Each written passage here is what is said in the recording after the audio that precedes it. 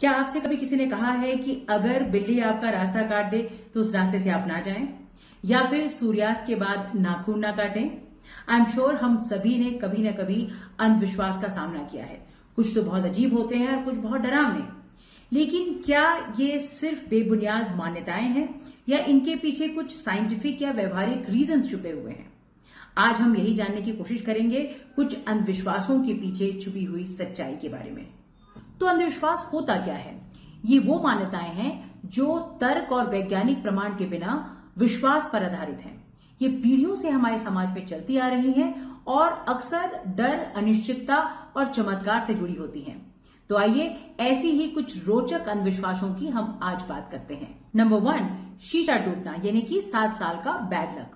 प्राचीन रोम में शीशा बहुत कीमती होता था और वहां के लोगों की मान्यता थी कि यह सिर्फ आपके चेहरे को नहीं बल्कि आपकी आत्मा को भी दर्शाता है। इसलिए अगर शीशा टूट गया तो यह माना जाता था कि आपकी आत्मा को नुकसान पहुंचता है। और 7 साल का कॉन्सेप्ट भी वहीं से आया, क्योंकि रोमन्स ये मानते हैं कि हर 7 साल में शरीर नया हो जाता है। तो अगर शीशा टूटा तो 7 साल का बैड लक आपके शरीर के साथ रहेगा और वो बैड लक खत्म हो जाएगा जब आपका शरीर भी नया हो जाएगा। है ना रोचक बात? नंबर 2, टच वुड हम सभी यूज करते हैं। पुराने जमाने में माना जाता था कि पेड़ों में देवी देवता या फिर आत्माएं रहती हैं। तो जब भी आप कोई नया काम शुरू करने जा रहे हैं तो उन आत्माओं से, देवी देवताओं से आप रक्षा की कामना रखते थे। तो आज भी ऐसा ही होता है। जब हम हमारे साथ कुछ अच्छा होने वाला होता है, हम कुछ नया काम शुरू करने वाले होते हैं, तो हम कहते हैं टच वुड, ताकि किसी की बुरी नजर हमारे काम पर ना पड़े, हम सुरक्षित रहें। नंबर 3, मिर्ची और नींबू को अपने घर और दुकान के सामने लटकाना। कहते हैं कि नींबू का खट्टापन और मिर्ची का तीखापन बुरी नजर से बचाता है। एक और मान्यता के हिसाब से अगर आप मिर्ची और नींबू को देखें तो आपके अंदर उसका स्वाद आने लगता है, जिसके कारण आप उसे बहुत देर तक नहीं देख सकते। तो अगर आपकी नजर बुरी है तो आपकी नजर वहां से हट जाएगी। लेकिन साइंटिफिकली अगर आप माने तो नींबू और मिर्ची में कीटनाशक गुण होते हैं, जिसकी वजह से मक्खी, मच्छर और छोटे मोटे कीड़े मकोड़े दूर भागते हैं। तो ये एक तरह से हाइजीन और हेल्थ के हिसाब से अच्छा है। नंबर 4, अगर काली बिल्ली रास्ता काटे तो अशुभ। मध्यकालीन यूरोप में काली बिल्ली को जादू या अशुभ माना जाता था। लेकिन अगर आप जापान और स्कॉटलैंड की बात करें तो काली बिल्ली को देखना सौभाग्य की बात मानते हैं। ये 2 विपरीत विश्वास हैं।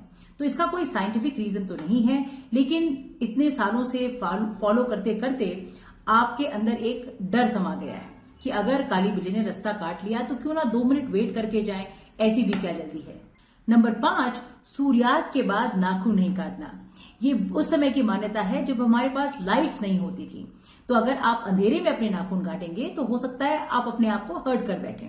लेकिन आज आपके पास लाइट है, तो जब आप चाहें, अगर आपके नाखून बड़े हो गए हैं, गंदे हो गए हैं, तो आप उनको काट सकते हैं। तो हम अंधविश्वास क्यों मानते हैं? इसके पीछे मनोवैज्ञानिक कारण है। अगर आपके दिमाग में किसी तरह की अनसर्टेनिटी होती है तो आप एक भरोसा ढूंढते हैं, और अगर वो भरोसा आपको अंधविश्वास ने दिला दिया तो आप उसे मानने लगते हैं। इसी तरह से आपका दिमाग लगातार पैटर्न्स ढूंढता है, वो चीजों को जोड़ने की कोशिश करता है, चाहे उसका वास्तविकता से कोई कनेक्शन हो चाहे ना हो। जैसे कि आप ये सोच लेते हैं कि अगर मैं रेड कलर की शर्ट पहनता हूं तो मेरा इंटरव्यू अच्छा होता है। आपने प्लेसिबो इफेक्ट के बारे में सुना होगा।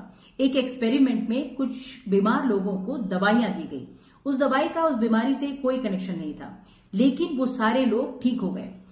ये इसलिए हुआ क्योंकि उन लोगों ने विश्वास कर लिया कि एक अच्छे डॉक्टर ने हमें दवाई दी थी और वो दवाई हमारी बीमारी को ठीक कर देगी, और वो ठीक भी हो गए।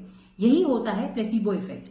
अगर आपने विश्वास कर लिया तो आपका दिमाग और आपका शरीर उसी हिसाब से प्रतिक्रिया करता है, फिर चाहे उसका रियलिटी से कोई मतलब हो चाहे ना हो। वैसे एक रीजन और भी है कि हमारी संस्कृति और हमारी परंपरा ही कुछ ऐसी रही है कि हम अपने बड़े बूढ़ों की बात नहीं काटते हैं। अगर उन्होंने कुछ कहा तो हम बिना कुछ सवाल पूछे, बिना कोई लॉजिक ढूंढे उसको फॉलो करने लगते हैं। यही तो है भारत की सुंदरता। अंत में मैं यही कहना चाहूंगी कि अंधविश्वास हमारे अतीत की झलक है।